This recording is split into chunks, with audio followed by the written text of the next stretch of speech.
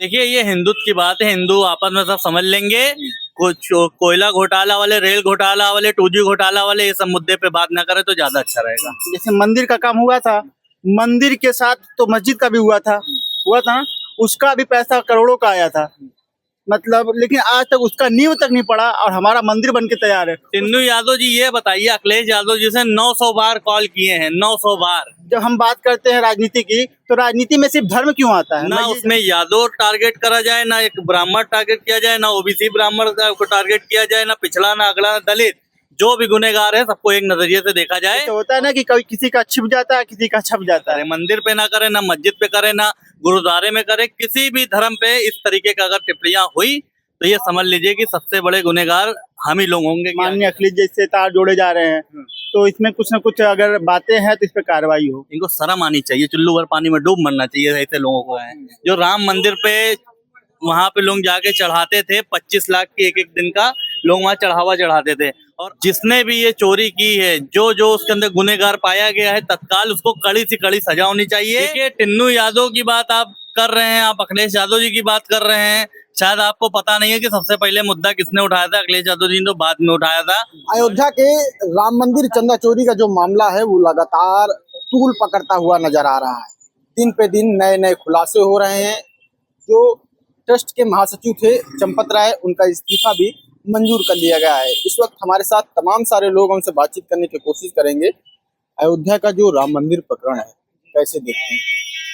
पहली बात तो ये मंदिर का प्रकरण है, इस पर बोलना विचारनीय बातें हैं। दूसरी चीज, ये इतना बड़ा मुद्दा बनाया गया।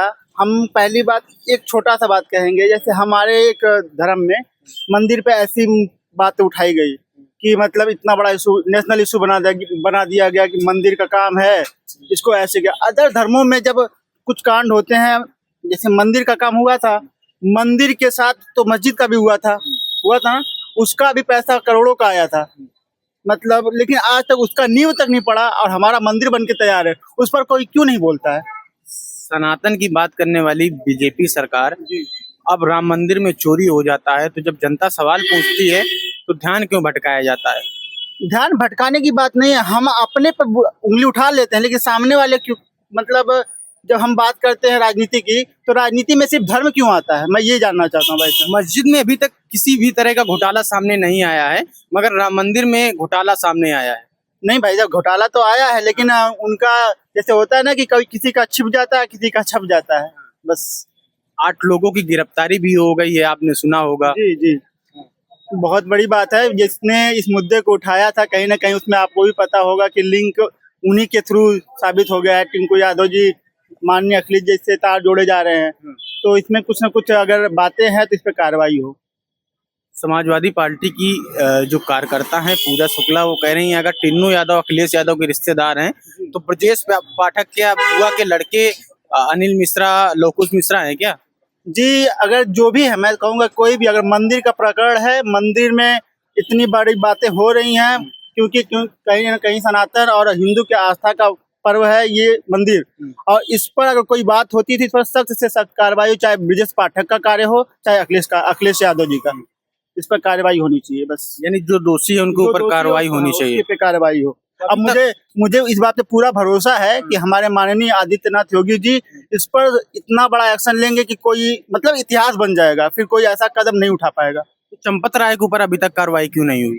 चंपत राय अभी तक उस पर जांच चल रही है। चंपत राय कहीं से अभी उनका हाथ नहीं पाया गया है। दूसरी चीज, उनको मतलब ट्रस्ट ने पहले ही अपना मतलब इस्तीफा देने पर मजबूर करके हटा दिया गया है। जैसे भी है उनसे इस्तीफा ले लिया गया है, मैं ये नहीं कहूँगा कि हटा दिया गया है, लेकिन अगर उस पर भी अगर कहीं इनका लिंक होगा तो इनके पे भी कार्रवाई होगी। यानी जो आरोपी हैं, जो दोषी हैं, उनके ऊपर कार्रवाई होनी चाहिए। होनी है।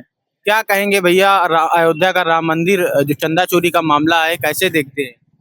अब हम क्या देखते हैं, धर्म से जुड़ा हुआ है, सनातन धर्म से, उसमें जो दोषी हैं सख्त से सख्त कार्रवाई होनी चाहिए। जो भी चाहे जो भी हो, चाहे पक्ष के हो चाहे विपक्ष के हो। जी, लगातार करोड़ों की चोरी हुई है, छोटी मोटी रकम नहीं है, तमाम तरह की बरामदगी भी हुई है आरोपियों के घर से। जी, वो तो गिरफ्तारी होगी, कार्रवाई भी चल रही है माननीय मुख्यमंत्री जी के निर्देशानुसार। जो भी कार्रवाई होगी सही भी होगी। जी, चंपत राय का इस्तीफा मंजूर कर लिया गया है, कैसे देखते हैं? अब ये तो भाई जांच की प्रकरण है, क्या हो पाएगा। अब आगे जो जांच होगी उसके लिए उनका इस्तीफा जो भी होगा देखेंगे भाई ट्रस्ट मंदिर के। जी, यानी कार्रवाई होनी चाहिए। होनी चाहिए कार्रवाई एकदम होनी चाहिए, चाहे पक्ष के हो चाहे विपक्ष के हो। ठीक है, और भी कुछ लोग हैं, उनसे भी बातचीत करने की कोशिश करेंगे। कैसे देखते हैं राम मंदिर चंदा चोरी को? देखिए, सबसे पहली चीज तो चोरी हुई है, अपने लिए सबसे शर्म की बात है। पूरे विश्व के जो लोग बाहर अदर कंट्री के लोग यहाँ पे आते थे, टूरिस्ट आते थे, वहाँ पे घूमते थे, वहाँ दर्शन करते थे। जो वहाँ के रोजगारों की बात करी जाए, उनके बिजनेस की बातें की जाए, पहले के बिजनेस में और अब के बिजनेस में बिल्कुल आधे का आधा 1 गुना बचा हुआ है। जो राम मंदिर पे वहाँ पे लोग जाके चढ़ाते थे, 25 लाख की एक दिन का लोग वहाँ चढ़ावा चढ़ाते थे, और आज का एक दिन है कि 1 लाख रुपए 1.5 लाख रुपए आ रहा है।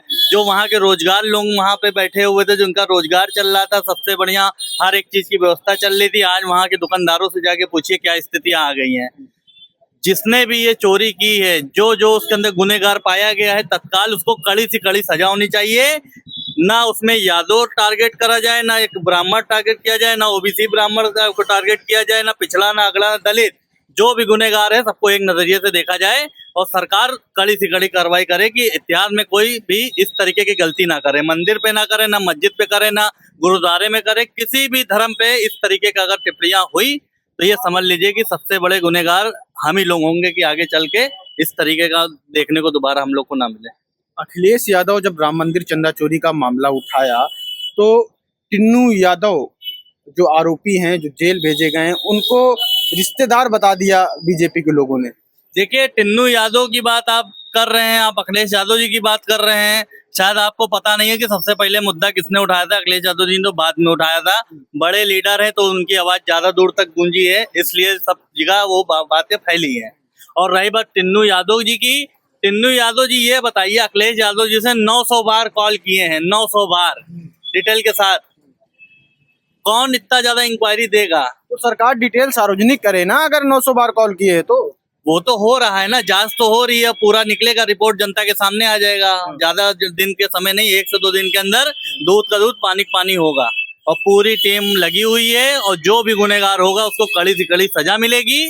और रही बात चोरी की, ये तो बहुत ज्यादा शर्म की बात है। लेकिन अखिलेश यादव जी तब कहाँ चले जाते हैं जब बाबरी मस्जिद बनने का 200 करोड़ का जब चंदा इकट्ठा हुआ था, तो ये तो गप्त हो गया, एक न्यू तक तो उसमें पढ़ नहीं पाई, तब ये कहाँ चले गए। और रही बात राम मंदिर की, राम मंदिर के हिंदुओं ने इतना पैसा दिया, इतना पैसा दिया, मंदिर देखिए कितना भव्य मंदिर आके बन के तैयार हो गया है, जो आज विदेश में चर्चा होती है।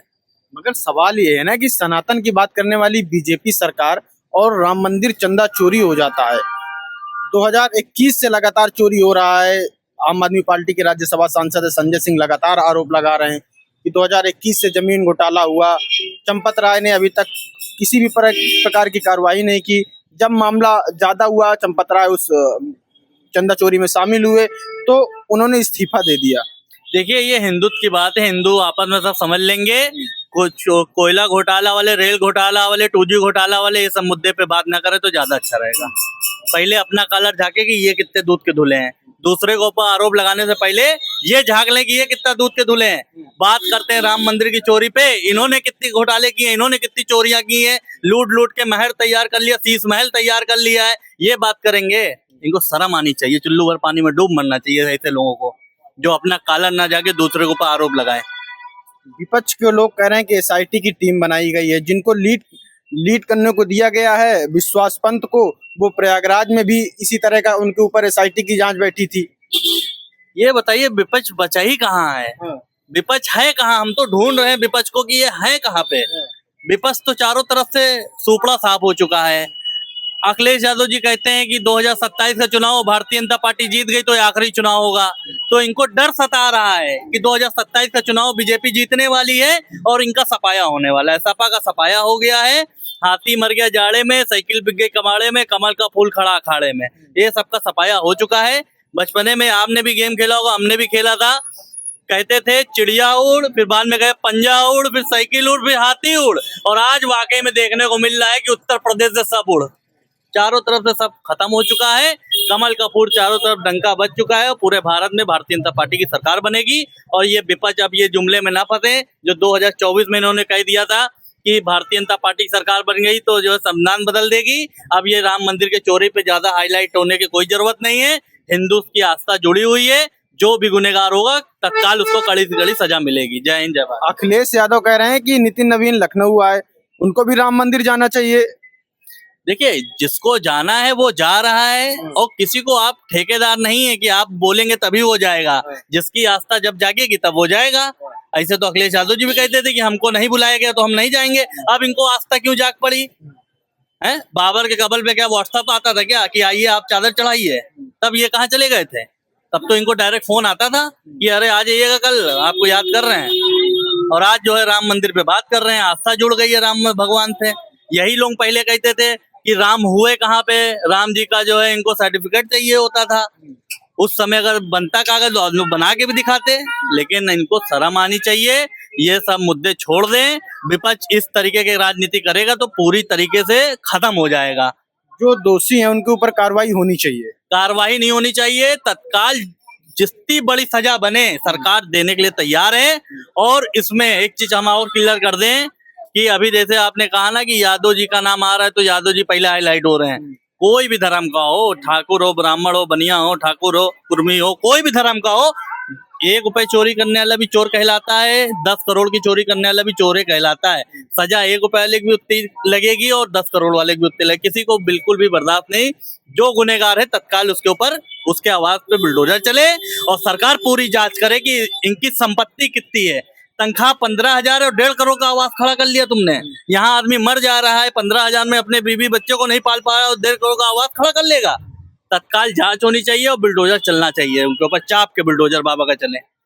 कल जब बैठक हुई ट्रस्ट में तो बड़ी बड़ी गाड़ियों से, करोड़ों की गाड़ियों से जो वहाँ के सदस्य हैं ट्रस्ट के, वो पहुंचे। चर्चा का विषय वो बना हुआ है कि इतनी करोड़ों की गाड़ियों से बाबा लोग चलते कहाँ से? यही आप बता रहे ना, 2017 से पहले 200 गाड़ियों का काफिला किसका निकलता था?